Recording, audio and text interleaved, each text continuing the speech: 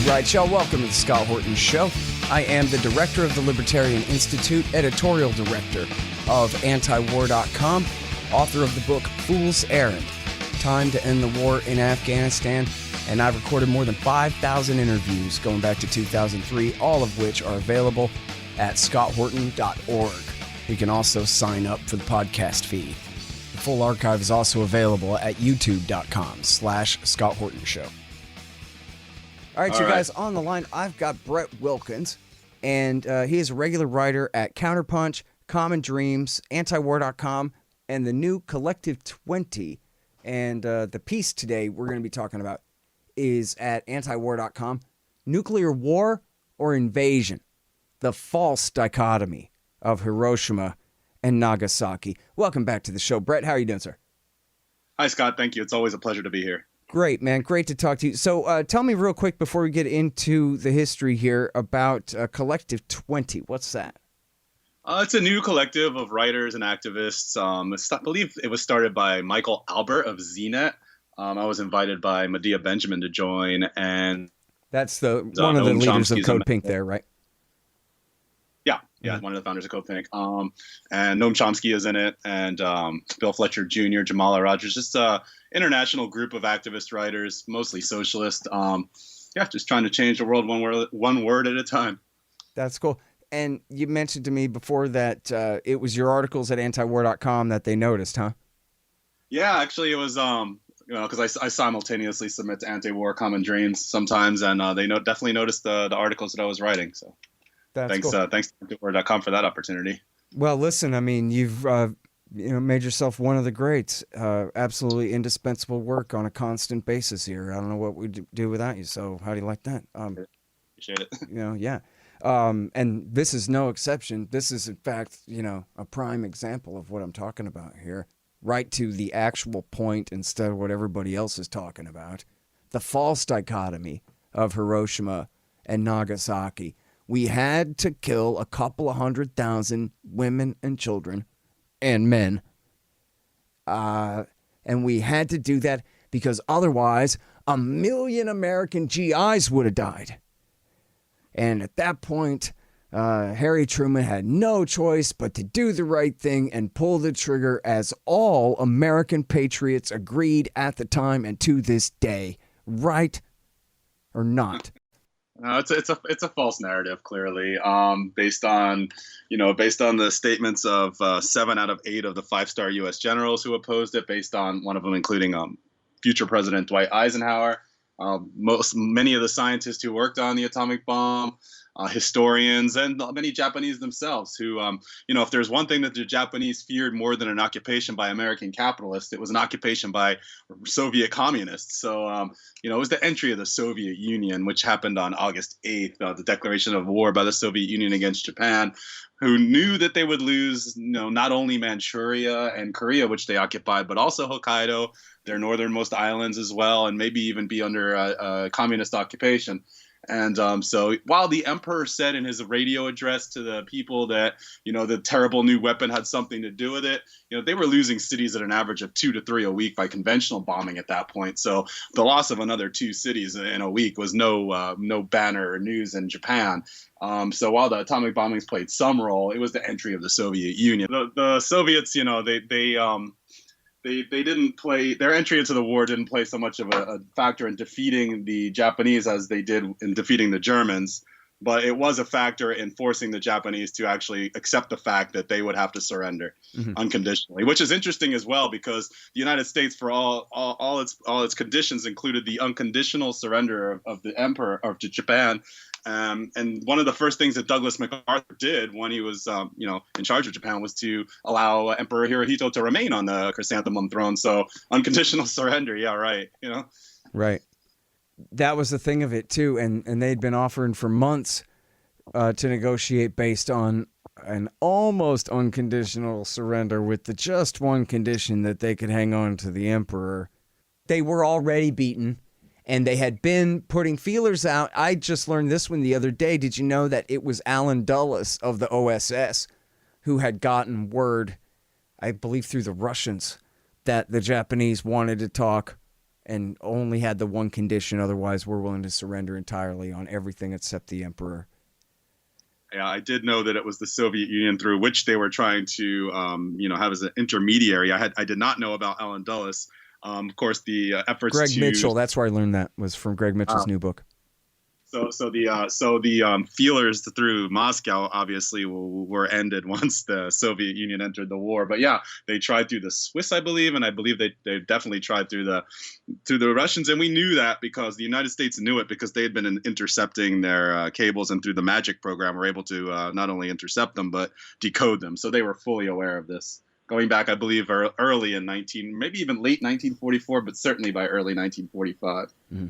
All right, now, so here's the thing, and I really should have done this at the beginning, because I really think this is such an important issue that minds can be changed on, and essentially it goes like this, that mostly, not just right-wingers, but just regular Americans have been, whatever kind of description, people with not too much politics, they just absolutely take it as a given, that if this wasn't necessary, they wouldn't have done it. And the guy's name is True Man, for God's sake. How can you question that? Everybody loves it, and everybody knows it. And I've seen, obviously, right-wingers especially sometimes will throw an absolute temper tantrum over this issue.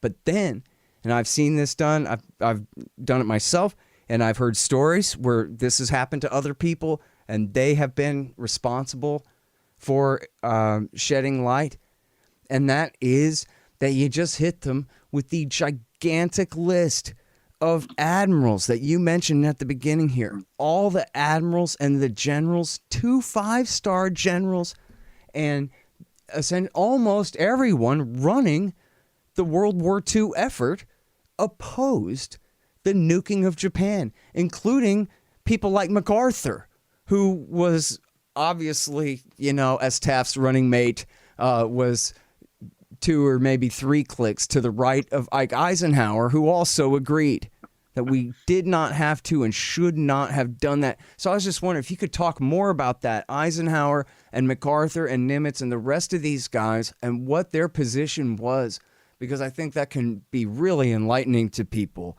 that the consensus we were taught in school was nothing like a consensus at the time at all. Yeah, it's very interesting you'd bring that up, because it's not just the right-wingers that you mentioned. I have a liberal attorney friend named Drew here, and say, shout out Drew. He says, I've been reading up on the Pacific Theater because I know your annual Apologia tour is coming up. And he made an interesting point. All those admirals and generals did oppose it. And he goes, well, in the United States of America, we have civilians who run the military, and that's a good thing, because you don't want generals and admirals running the show. And I was like, well, when they're advising restraint, I love that. That is just perfect for 21st century America. Yeah, we just don't hear a lot about. I didn't even know myself, and I've studied this for years. I didn't know that 7 out of the 8. I knew the quotes from LeMay. I knew the quote from Eisenhower. We didn't have to hit them with that awful thing. I knew the quote from Admiral Leahy, but I had no idea, how overwhelming that support was. I thought, to be honest, I was just cherry picking from the ones that, supported my point of view. Or a lot of critics will say, oh, it's easy in hindsight because Eisenhower wrote in his memoirs in 1963 that we didn't have to hit them with that awful thing. But I didn't know that he actually opposed it in 1945 as well. So these, and also the demonstration theory that there's, I think it was, I can't pronounce his name, but one of the Manhattan Project scientists, Szilard, or he had an idea, actually it was Nietzsche from the Strategic Command who had the idea to demonstrate an atomic bomb on an uninhabited island for the Japanese. And I always thought that was a great idea, but, the pro-atom bomb people are saying, well, again, like I said, 2 or 3 Japanese cities are getting destroyed a week. Even if you gave them a demonstration, they would say, well, you're bombing 2 or 3 of our cities a week off the earth with conventional incendiary weapons. So what's the difference going to be? And actually, more people died in the February 1945 firebombing of Tokyo than died in either one of the initial nuclear attacks on Japan. There more people died from radiation later, but right. So you're asking about the truths that we hold self-evident in this country, the whole save a million lives by needing to invade, and yes, the Japanese would have resisted, and they were sharpening sticks to hand out to children. But I think it's a bit of a moot point, because what are the odds? It would have taken probably about November 1st would have been the invasion, right? Was they going to call Operation? I forget the name, but it would have taken until about November. And by then, with the Soviet Union in the war, there wouldn't have been a need for that invasion by then. It would have been over. It would have been over. I believe the quote was, "The Japanese are anxious to terminate." Harry Truman in his diary after Potsdam wrote, and please excuse the racist slur, his words, not mine. He said, "Soviet Union about to enter war. When that happens, Finny Japs." That was, so he knew this, and Potsdam was. It was in July or June. So, it's a narrative that's been handed down over time with the help of Hollywood. There was an article, I wish I would have read it fully before I came on, but I just saw it about an hour ago. It was how Hollywood helped, craft the narrative about the atomic bomb, just like they did it in Korea. They crafted a narrative. And so and in the history books, you don't read about alternatives. And then you hear things like, oh, the Germans would have gotten it, or, eventually. And so we had to develop it. We had to do it. And, that's a reflection on our species, if anything. Yeah, I agree. Whenever I talk about what could have been, what might have been, I never imagine a world without nuclear weapons because we would have developed them one way or another. The interesting thing is over the years that there were efforts and offers made by the Soviet Union. And of course, not altruistically, they were behinds despite the so-called missile and bomber gaps, which, were basically for the military industrial complex to build more bombers and missiles. But the Soviet Union did make several genuine offers of disarmament right up to the 1962 crisis. The United States rejected. So, and then now we see with the President Trump, and it just didn't start with Trump, actually, the tearing up of agreements, like some of the anti-proliferation agreements with Russia are being torn up. And so it just seems like we have a love affair with the bomb. And wasn't that the subtitle of Dr. Strangelove? How I Learned to Love the Bomb. We seem to have a love affair with these weapons. And I believe it was Secretary of War Stimson who said in 1945 that we wanted to carry it ostentatiously on our hip to browbeat the Russians with. We're probably going to get into that later in this conversation about, why we really dropped the bomb. But it just seems like we have a love affair with this weapon, and right down to the theory of mutually assured destruction that we lived and nearly died by during the entire Cold War. And then you have people defending that, saying, "Well, we never had the nuclear war, did we? It must have worked." So it just seems like we have an irrational love affair with this weapon. Yeah. Well, and on Mad, yeah, it worked for the last blink of an eye. So that's going to be our strategy for maintaining the peace between the major powers from now until the end of history, which will last another few thousand years, is we'll all just have H-bombs pointed at each other's head. It'll be a big Mexican standoff. No offense to the Hispanics out there. And then no one will hurt each other, and it'll be great. And we're going to hold this status quo from now on. And that is the argument. And, of course, it is MAD. And you might think that it was a coincidence that that's the acronym. I'm not sure. But, hey, it's worth pointing out that an H-bomb would have killed every last person in Hiroshima and Nagasaki. Not almost all of them. They would have been completely annihilated. And the megaton weapons and even the high kilotons, high tens of kilotons and weapons that they have now are what they call strategic weapons. Absolutely make these pale in comparison. What they dropped on Hiroshima and Nagasaki are now called tactical nuclear weapons that you would use on a battlefield. You want to kill a city, yet drill a hole all the way to China, even if you're starting in China. One of these things going off at 10 megatons or what have you. So, that's worth pointing out, too. For people who really don't know, look up nukes and then look up thermonukes and go, oh, I see the difference then when it's fission versus fusion there. That's pretty ugly. That's the super, they called it when they made it, that they're messing with. But I'm sorry, I wanted to go back real quick to the officers there, because when you mentioned Paul Nitze, who, I'm sorry, I forget exactly what, he was like Assistant Secretary of the Navy at the time or something. And he was, of course, a major Cold War hawk, where George Kennan said we need to contain the Soviet Union. He said nuts to that. Let's roll them back. He was the guy that wrote NSC 68 that said America has to have a world empire or else our standard of living will plummet to the Stone Ages, which is a ridiculous lie. But anyway, This is no dove. There was a reason that this guy was helping run the Navy. He specialized in killing people for the USA, and he looked at this and said, "Oh, we should not have done that." And as he said, opposed it then. And then when you bombs away LeMay, how could Curtis LeMay ever oppose dropping anything on anybody? That was his whole thing, was killing people with bombs dropped from the air. And this was the one circumstance where he did. You know, MacArthur, too, he wanted to lace the entire border between North Korea and China with extra radioactive cobalt nukes so that it would be an absolute no man's land and keep the Chinese out forever. They wouldn't dare cross it. That was the guy who said that we shouldn't have done what we did to Hiroshima. It's amazing. Yep.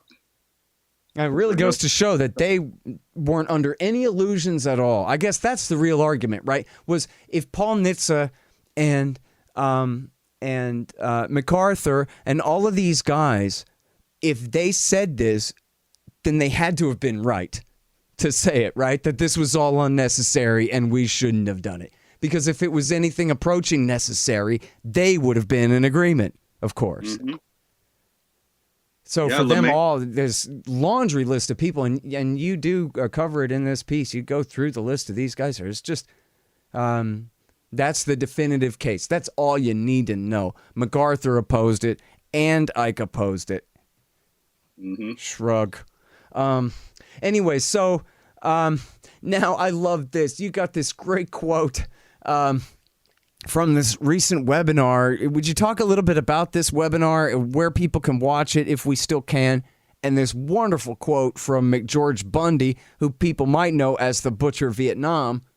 But in this case, he was in, I'm not exactly sure what his role was in the Truman government there. Can you fill us in? Yeah, so did he say something like that? He said that when he was asked by Kai Bird, who's one of the 4 historians at this webinar, Gar Alperovitz, there was also, you put me on the spot now, but I can look it up and talk about it. It's on this list. But anyway, Kai Bird pressed him on this. He said that, quote, "This figure was never given to Truman or bandied about Stimson. I asked McGeorge Bundy about it, and he sheepishly admitted that he chose 1 million because it was a nice round figure. He pulled it out of thin air," unquote.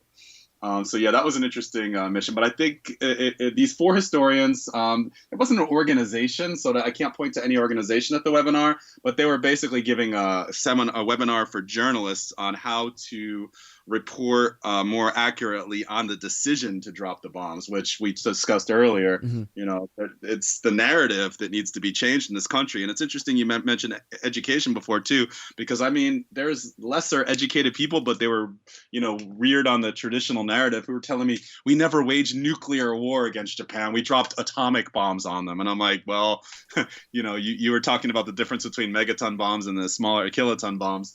Well, there's people out there that don't even know that we waged nuclear war because they think that atomic bombs aren't nuclear weapons. So it's a really uphill battle that we're dealing with here. Yeah, I have no idea.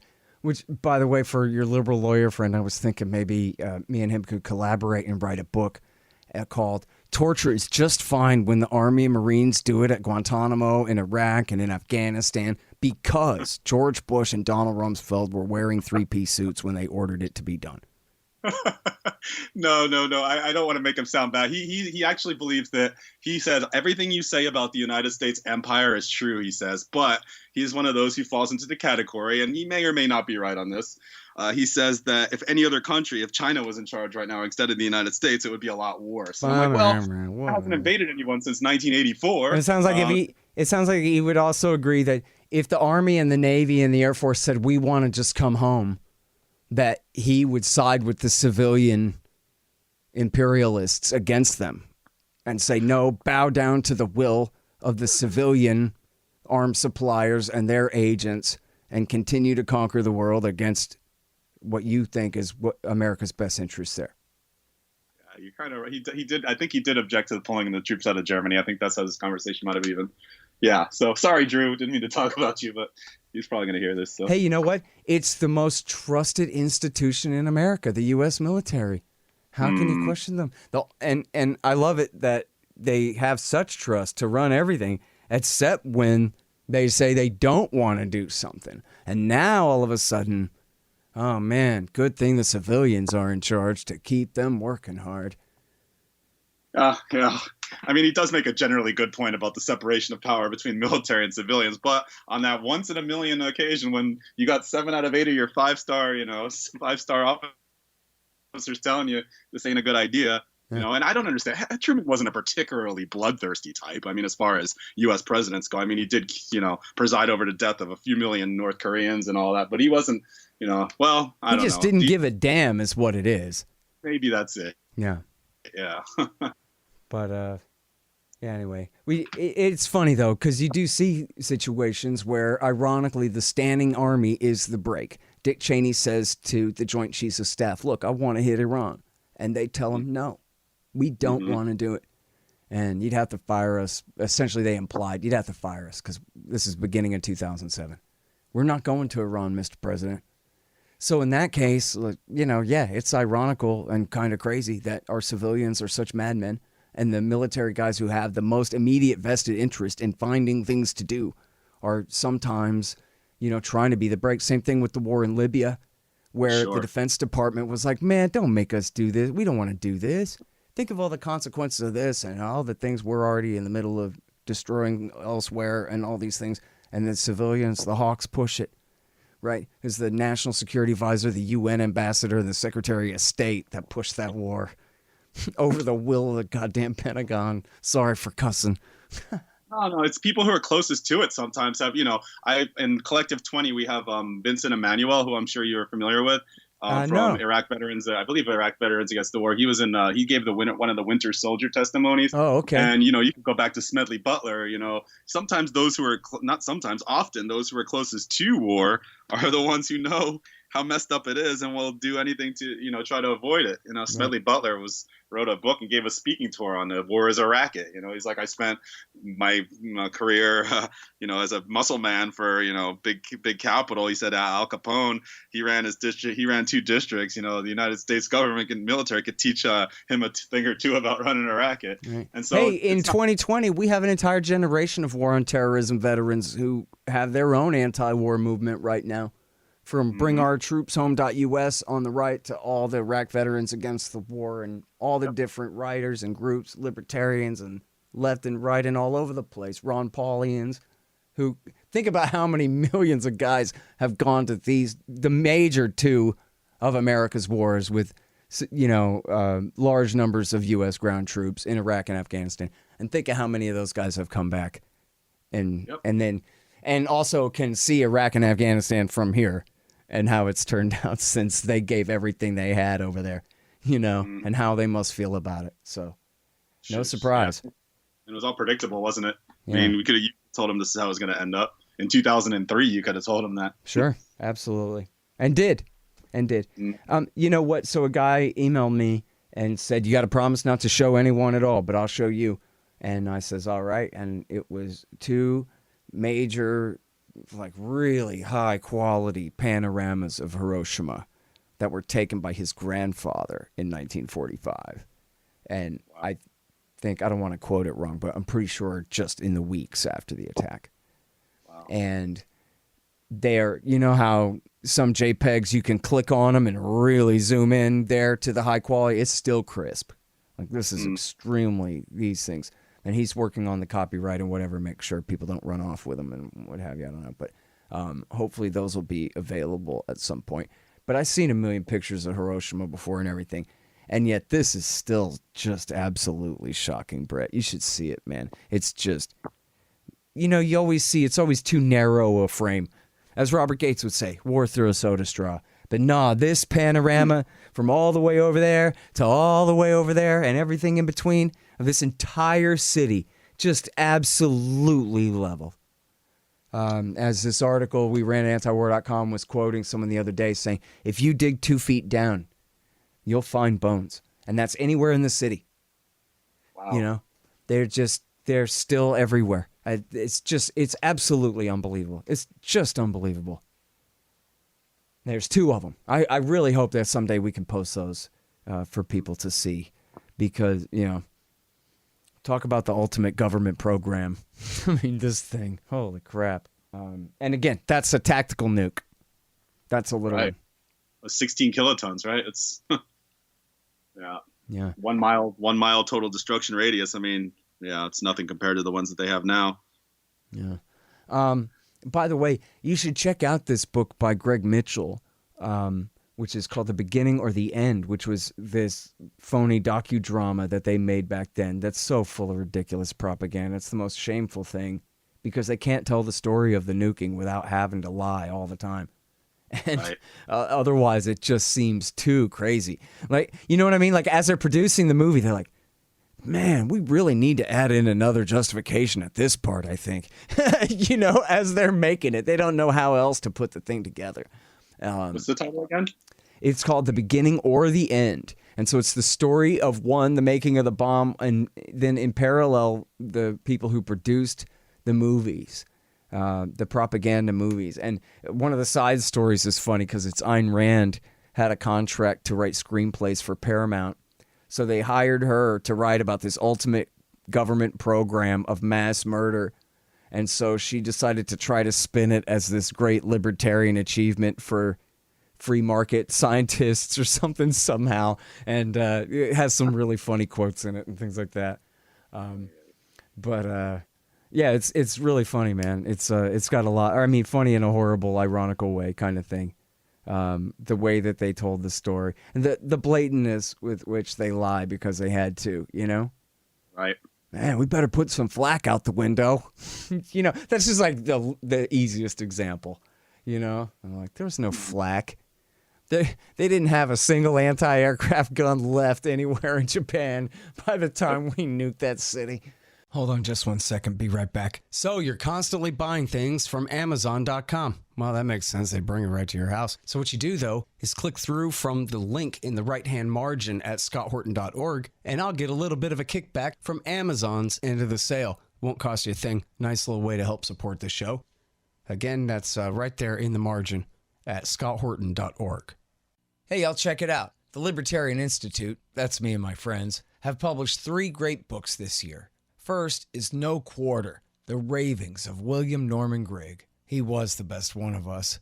Now he's gone, but this great collection is a truly fitting legacy for his fight for freedom. I know you'll love it. Then there's Coming to Palestine by the great Sheldon Richman. It's a collection of 40 important essays he's written over the years about the truth behind the Israel-Palestine conflict. You'll learn so much and highly value this definitive libertarian take on the dispossession of the Palestinians and the reality of their brutal occupation. And last but not least is the great Ron Paul, The Scott Horton Show Interviews, 2004 through 2019. Interview transcripts of all of my interviews of the good doctor over the years on all the wars, money, taxes, the police state, and more. So how do you like that? Pretty good, right? Find them all at libertarianinstitute.org/books. You need stickers for your band or your business? Well, Rick and the guys over at thebumpersticker.com have got you covered. Great work, great prices, sticky things with things printed on them. Whatever you need, thebumpersticker.com will get it done right for you. Thebumpersticker.com. And now, so talk more about the unconditional surrender and the cult of the emperor and, you know, how this could have been approached in terms of, because I guess I didn't really realize maybe until I read this that the actual unconditional surrender mandate didn't come until July of 45. So that had been what, like kind of the de facto stance, but they hadn't officially declared that until July. Is that correct? I believe it was Potsdam, right? So that would have been about right, you know. But what if the United States had clarified the unconditional surrender stance to ensure that Hirohito wouldn't be hanged? Because I mean, they didn't know at that point that we were going to end up, you know, not only pardoning a lot of the worst war criminals, but actually hiring them to work for the United States. Whether that be in Germany or Japan, like the leaders of Unit 731. Right. You can keep your emperor if we can have your germ scientists. Deal? Yeah, they had no way of knowing at the time how lenient we were actually going to be, and actually, some of our leniency in the occupation is what endeared us to the Japanese. But so, what if the United States had clarified its stance to assure that Hirohito would not have been hanged, or announced that he would be Right. allowed to remain in a ceremonial position, which ultimately he was. Right. And Stimson wrote in his memoir, he wrote, quote, "It's possible that an earlier exposition of American willingness to retain the emperor could have produced an earlier ending to the war." And Sherman, one of the historians that was at the webinar, said that, quote, "Unconditional surrender would have been qualified earlier if the atomic bomb wasn't being developed and tested for use." And there's another thing about it, all the money and treasure and sweat and that had been put into building that thing. They were going to use it. So Right. As Mr. Burns on The Simpsons says, wasting money on these do-nothing nuclear missiles. It would be better if we would use them. We might support the funding then, but right now they just sit around kind of ceremonial killing machines like a sword on the wall, It's kind of boring and wasteful. You talk about race in here, and I think it's important. I was asked by a young kid a few years back about, yeah, but how could you nuke a city full of human beings? I'm a young kid, and I just don't understand that. I'm paraphrasing roughly. And my only answer was, well, you ever kick over an ant pile and not worry too much about it? Because this is about the same thing of that in terms of the point of view. But then, of course, that only raises the next question then, or maybe it does actually beg it.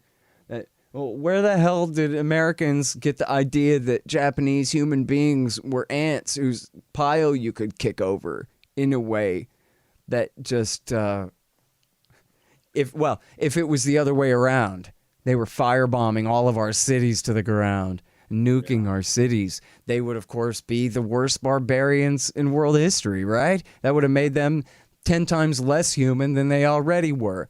But then that becomes the excuse for us to do it to them. That it actually is just fine. You don't have to worry about it at all. In fact, we're going to whoop it up. We're going to drink some beers and have a barbecue later because they got what they deserve.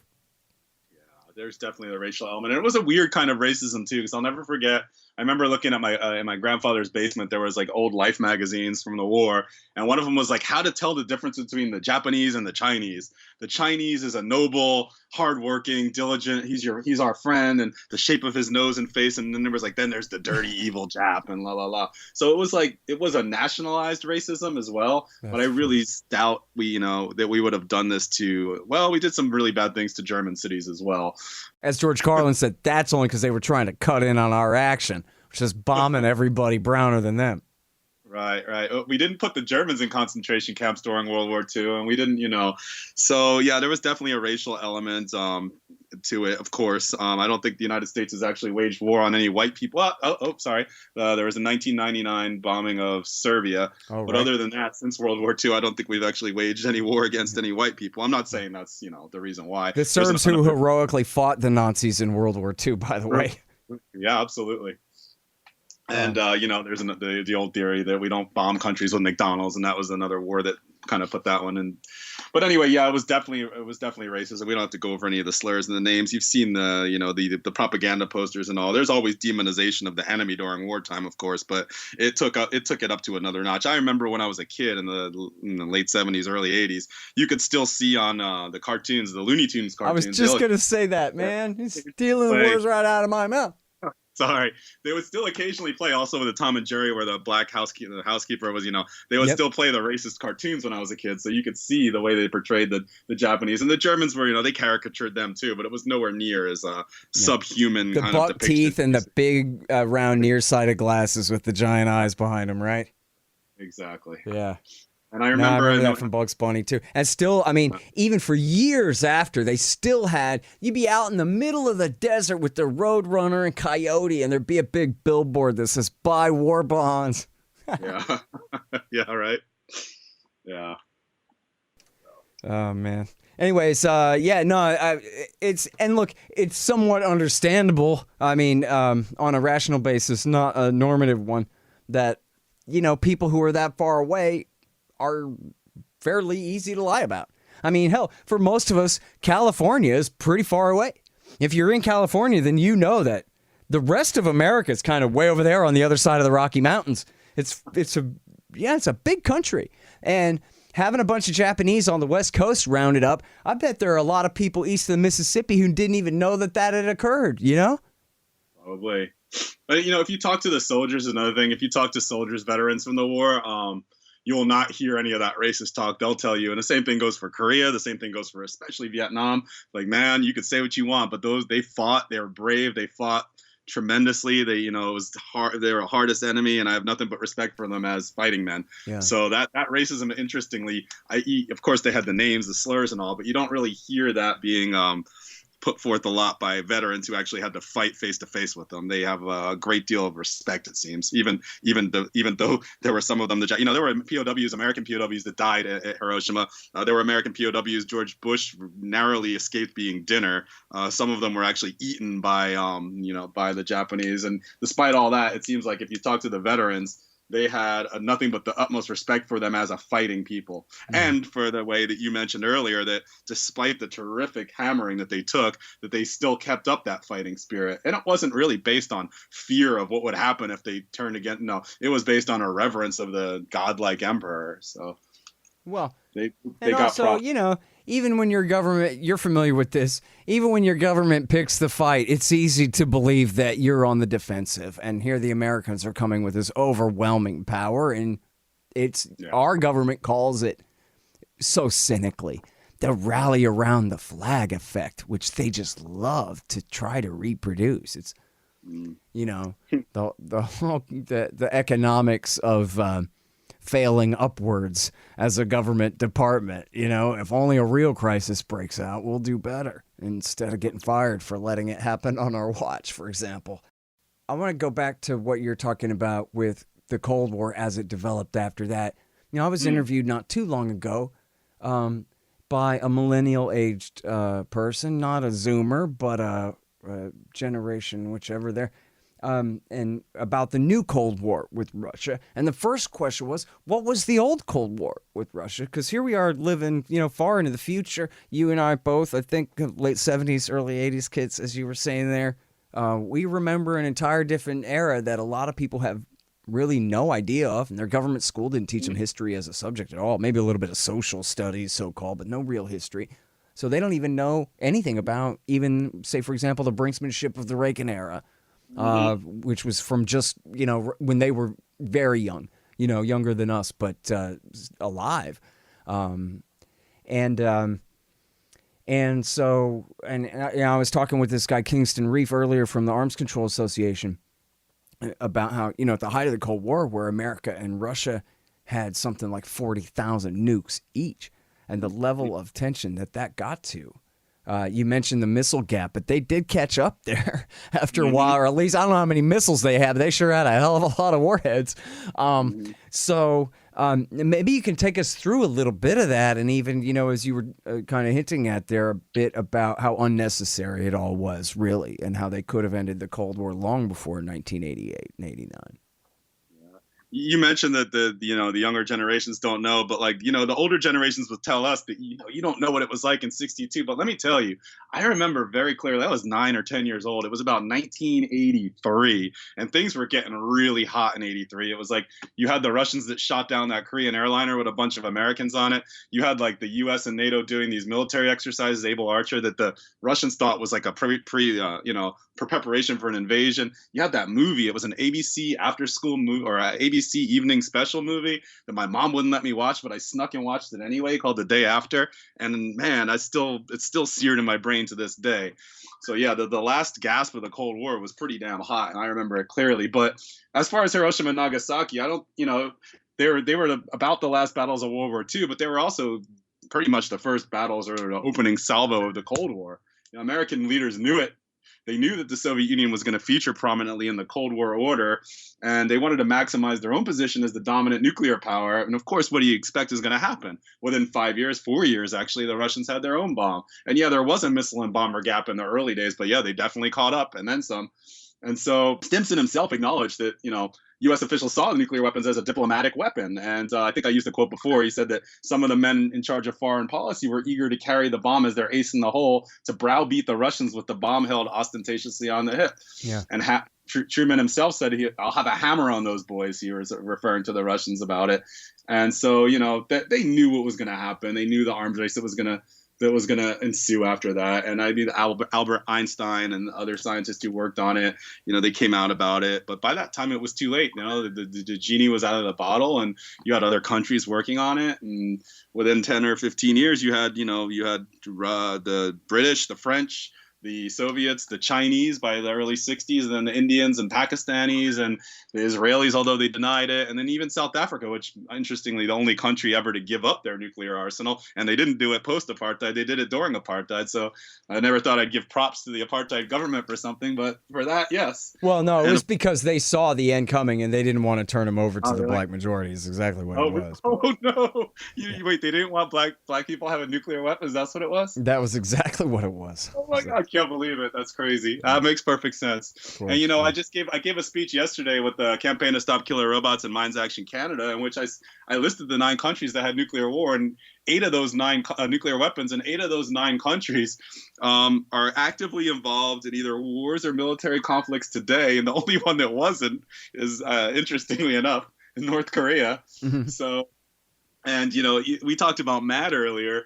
And, I'm not defending that, but at least during that period, you kind of knew, like there were mechanisms built in to kind of ensure that it didn't really happen. Whereas now, and that's probably why the Bulletin of Bulletin of Atomic Scientists, their doomsday clock is set closer to the midnight. It's at 100 seconds to midnight than it was at even the highest height of the Cold War. So it's a more dangerous world now because of this. And and it's not, people who are born, like you said, the younger generations, they have no idea what it's like to live. I was afraid every day. And it wasn't, maybe it was some propaganda, but if you talk to Russians, they were convinced, and it's more likely, I think, because of our first strike doctrine. You mentioned NSC 68, which I believe established first strike doctrine.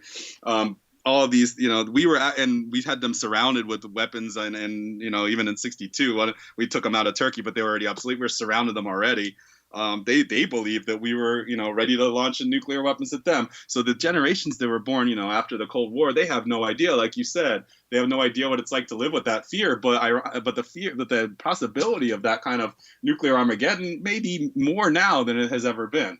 Yeah. And, it's funny because that might sound hyperbolic to people, but you have real experts talking that way. And I think a big part of it is because even though if you're realistic about this, the Russians have no near-term intention of absorbing Ukraine or the Baltics or, any of that.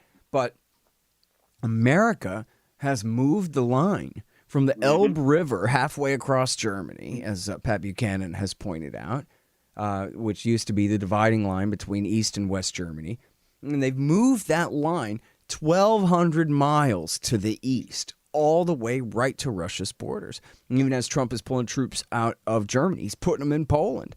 And he's increased numbers of troops in the Baltics, where at one point they were doing a military parade just something like 100 yards, a football field's length from the Russian border. And so here we don't have anything like the ideological clash of empires like we had between the U.S. and the USSR. And you have a Russia that doesn't even really have pretensions to anything other than holding on to Crimea still, kind of a thing. And yet then the real experts say that, no, this is just as dangerous as back then because, there was a reason Stalin kept Eastern Europe. It was as a cushion from attack. And so they have no natural defensive borders, just a line on a map to keep people out. And they've been invaded 10 million times. It's the most paranoid country in the world, probably, and for good reason. And this is the position that the USA has put them in. It's basically as simple as that. They pretended that this NATO expansion was all just benign, and the Russians won't mind because we don't mean them any harm. It's just fine, but that's just not right. And here you have a situation where you could have. Can you imagine getting into a war with Russia over Latvia or Estonia? where most Americans, probably 999 out of 1,000, couldn't find a single one of them on the map, you know? And it's really interesting you bring that up because yeah, I have no love for George H.W. Bush, but he promised the Soviets that, you know, if they, you know, did what they did, backing down, dissolving the Warsaw Pact, and, you know, that the United States would not expand NATO into Russia's backyard. And not only did they do that, you mentioned how far is St. Petersburg, their second largest city, their most important cultural city, is within it's very close to the border of one of those Baltic countries that you mentioned, or maybe it's Finland. You know, having NATO forces right on your border like that, and of course, you know, Crimea. People know about the history of Crimea is that it was a gift from, I believe, Stalin or maybe Khrushchev. It was a gift to Ukraine, which was under their domination at the time. It was a pretty much meaningless. It was a gesture. And so, you know, Russia does what they do when they're near abroad, just like any great, I'm not excusing it, but they do what any great power would do. And they've been very, very restrained. And the countries that gave up their nuclear weapons, that had Soviet nuclear weapons, that's, you know, South Africa is not the only country that actually gave up nuclear weapons, are they? Because I believe that Belarus and Ukraine also scrapped their arsenal. That's right. They had some, and they gave them to the Russians when the Cold War. I'm not sure if it was while they were still part of the USSR, because they were the last countries that were still part of the USSR there. Commonwealth of Independent States or something like that at the time, maybe. But, and Kazakhstan too, yeah. Right, Kazakhstan as well. Yes, that's true. Yep. And so, you know, the aggression that we're showing, and now, you know, you look at the map, and, you know, and Russia's not what it used to be, but we still got it surrounded. We still got it surrounded by hostile, you know, nations or by weapons. And so, you know, I don't know. Like you said, they're not going to try to make any major moves anytime soon. But they're opportunistic, and they make their moves when they can. And all it takes is one misstep or misunderstanding. There was a Norwegian rocket launch in 1995 that was mistaken by Russian early warning systems as an imminent incoming nuclear NATO threat. And the nuclear football, whatever the Russian equivalent of it is, was actually placed into Boris Yeltsin's hands. So along with Vasily Arkhipov, who in 1962 refused his commander's order to fire a nuclear torpedo at U.S. warships, we owe a debt of gratitude to Boris Yeltsin, because he's in that split-second decision, he said, no, this is not a threat to. And, you know, you mentioned Able Archer, where they were convinced that it was cover. This massive exercise in Europe was cover for a real invasion. And it was only because of one was they had a traitor inside the British MI6 who was telling them, I swear to God, it's just an exercise. You got to believe me. And he was a guy that they really trusted. And then the other one was, oh man, I swear my brain is turning into Joe Biden Swiss cheese here. I just learned this anecdote recently was, okay, I'm 90% sure of this. Somebody Google me, double check me, that it was Chas Freeman who, I think maybe he even talked about this on the show. It was Chas Freeman who was inside the government at the time and insisted that Vice President H.W. Bush not participate in the exercise, because the fact that he was participating at that high of a level was one of the things that was driving the Soviets nuts. And Freeman intuited that and said, no, we'll get a lower guy to play the president in the exercise, and that will help give them some reassurance. And what if Chas Freeman was sick that day, dude? We would have all been dead. And by all, I mean human civilization would have been set back 1,000 years. And, you know, with billions killed. Billions. They've mistaken flocks of birds for incoming. I mean, there's all kinds of crazy. It's interesting you mentioned Biden, too, because people are like, we need to get back to some kind of normalcy. Well, people forget that it was the Obama administration that, citing, you know, the threat of Russia, that spent, I believe it was it $1 trillion? Is it $1 trillion? That was the deal. Well, it's 1.7 now. It'll be 4 by the time they're done. But yeah. So I mean, I don't think that Joe Biden is the answer either. That's to completely revamp the entire American nuclear arsenal, all the factories and the government labs, Lawrence Livermore and Sandia, and I always forget the third one. Right. Yeah. Yeah. Thanks for reminding me that in my own backyard we've got one of those over there in Livermore. Yeah. Oh, and you know, we're joking about this on the show with with Kingston Reef there from the arms control thing about how the reason Obama made that deal with the Congress to give him the $1 trillion for this program to revamp the nukes, that was his compromise to get them to pass the New START treaty. So now Trump is in power and he's letting New START die. But he's keeping the revamp the nukes program and, in fact, doubling it. So that's the way business is done. Asking questions like, I don't understand. He's asking some Montgomery Burns kind of type of questions. Right. If we have all these weapons, why can't we use them? Right. Especially the little ones, you know? Instead of getting rid of them and saving the money, let's find something to blow up. But hey, let's just do this for real quick, get it out of the way.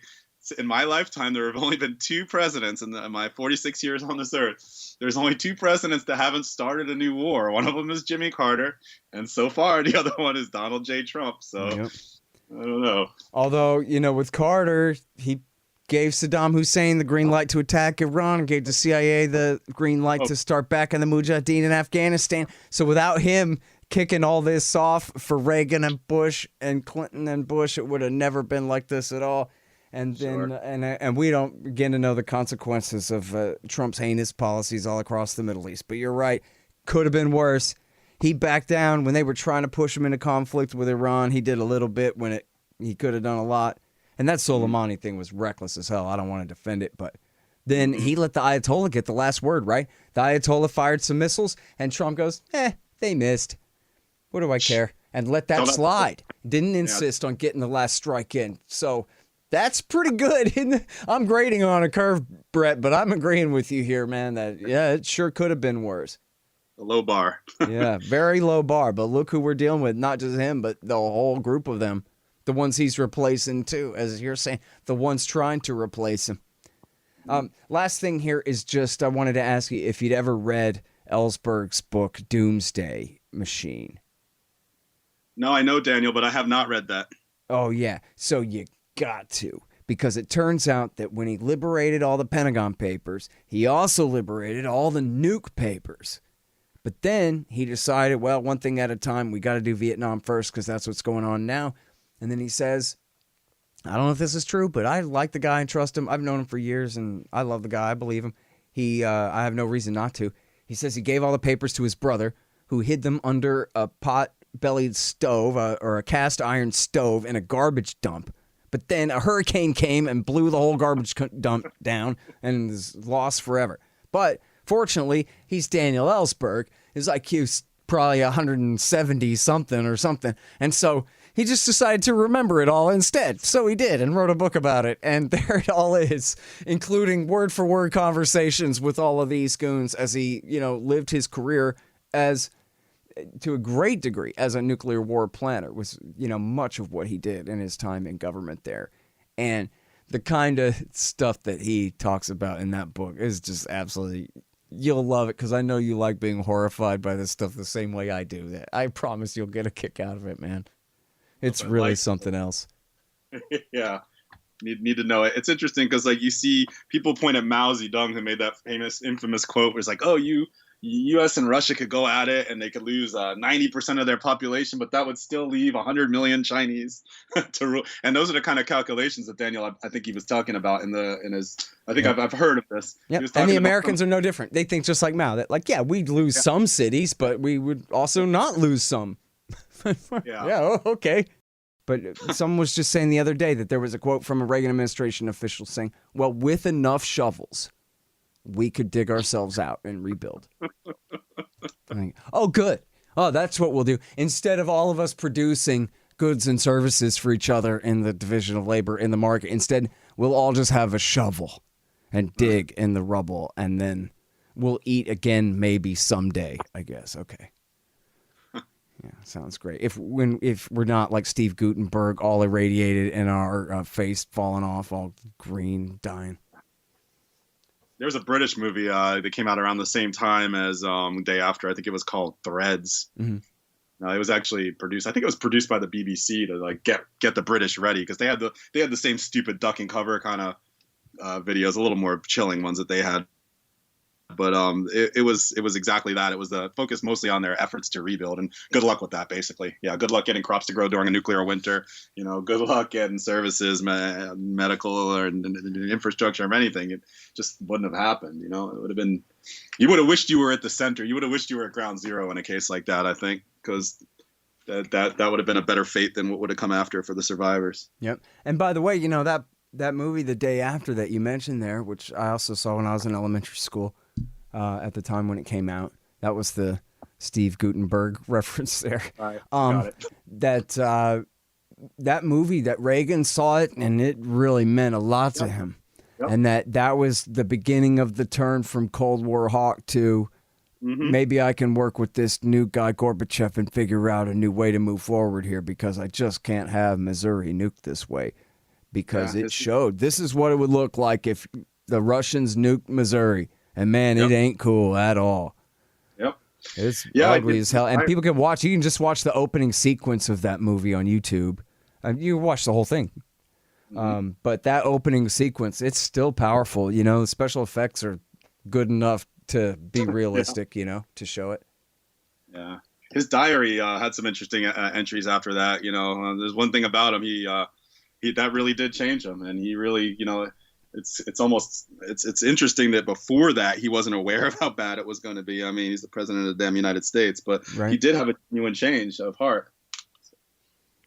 Yeah. And, at Reykjavik, some people know the story, but they don't usually give it too much attention, that they had a deal on the table to get rid of all the nukes, the American and Soviet nukes. And then, of course, the idea would be we would lean on the rest of our allies to get rid of theirs too. And that the outstanding issue, and guess who, is Richard Pearl inside the government. They're pushing hard to say, no, we absolutely cannot trade away the right to missile defense. But look, if we're getting rid of all the nukes, then what do we need missile defense for? And this is when missile defense is $10 trillion and 30 years in the future, and mostly a red herring anyway. And that was the sticking point that killed the deal. But Reagan really wanted to do it. In fact, I saw this really crazy report about it where they talked about how Reagan was walking down the stairs, getting into the limo, and Gorbachev comes after him and says, "Mr. President, one more chance. Please, let's go back in there and sit down and talk about this some more." And Reagan says, "Sorry, Charlie, that's it." And, oh, man, they almost had it. And Reagan wanted to do it. In fact, because, he was a goofy old man at that point, and the way that they framed it to him was that, "Mr. President, on your honor, you promised the American people that you would never sacrifice missile defense to protect them." And so then he went, "Oh, geez, no, you're right. I can't do that, So, and it was just so dishonest. Think about Richard Pearl actually meaning something like that. Yeah. Yeah, and you said it was would you say it was largely ineffective, but I think didn't under the ABM didn't the city of Moscow have a very effective anti-missile? But anti-missile is really an offensive weapon. I mean, come on. Anti-missile means I could do whatever I want to you, and I got a force field around me that you can't do anything back. I mean, it depends on the situation, but yeah, no, I would not. I mean, look, I actually met a guy one time who was a real credentialed scientist in this, but didn't have really a political bone to pick. And he was saying that essentially you can shoot down incoming missiles for a price, but it's really difficult and it costs a lot of money. And it does come down to how much money are you willing to throw at each anti-missile missile to make it good enough to be worth deploying. And that it's, the idea that the Russians had a very effective one for ICBMs coming in hot from space at whatever, times. I forget which Mach. There'd have been Mach 4 or 5 or something like that coming in. I don't think that they could do anything about it. I think they have anti-aircraft surface to air, the kind of thing that can shoot down even very high flying jets. But that's still a far different matter than a ballistic missile, Yeah, Yeah, and of course, then you just build more. You just build more to send if you know that your enemy has a shield. Right. You just Fact, build 10 right. times as many multiple reentry. What do they call it? MIRVs. Yeah, just right. And that's what Putin said. Look, Putin, when he did his big speech where he explained, here are all the new weapons that we have. He says this is all because George Bush got out of the anti-ballistic missiles treaty. And once he got out of the ABM treaty, then it's just like you just said, that it's not really a defensive missile. It's like wearing armor to a fist fight. So now what am I going to do? And that was what Putin said. He goes, listen, we told you not to do this. We told you we would have no choice but to react, obviously, and you didn't listen then, but I bet you can hear me now, because check out my new hypersonics and check out my new heavy MIRV that'll go around the South Pole and hit, and they show in the graphic, they show it hitting South Florida, where Mar-a-Lago is.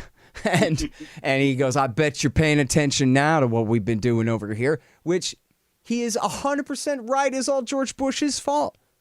You know, what is he supposed to do? I mean, I hate to take the guy's side, but what is he supposed to do? Yeah, let him go ahead and expand NATO all the way up until everywhere. Let their NGOs finance all the dissidents in the country and let them develop the ability to shoot down our nuclear deterrent at will and not do anything at all. You know, in fact, Oliver Stone, I'm just rambling, sorry. Oliver Stone says to Putin, he goes, look, man, you know that this is just a welfare program for American arms industry and that they don't really want to fight you or anything like that. They wouldn't dare that. They just are selling planes and missiles and stuff and buying them and selling them again. And you know how it goes. And Putin says, yeah, no, I understand that. But at the same time, Oliver, what am I supposed to do, man? Just let them encircle my country with anti-missile missiles and do nothing to try to counter it? I got to do what I got to do because that's the position that you're putting me in. And it's like, you know what? There's no simpler explanation than that for what they've done. And it makes perfect sense, doesn't it? Because everything else in the world is George W. Bush's fault. Why wouldn't this be too? When you put anti-missile missiles in Poland within, like, I don't know how many miles of the Russian border and claim they're to deter Iran, which doesn't even have any capability, right? Then you know they're full of it. So yeah. All right, well, listen, I'm sorry. I'm just keeping you all afternoon here, and it's Friday, and you got to go. But I've had a great time talking to you. I really appreciate your articles, and I really like this, and I hope people will take a look. It's Nuclear War or Invasion. Oh, remember that? We were talking about Japan. Nuclear War or Invasion, the false dichotomy of Hiroshima and Nagasaki. Brett Wilkins, thanks again, sir. Thank you for having me on your show. It's always a pleasure, Scott. The Scott Horton Show, Anti-War Radio, can be heard on KPFK 90.7 FM in LA, APSradio.com, antiwar.com, scotthorton.org, and libertarianinstitute.org.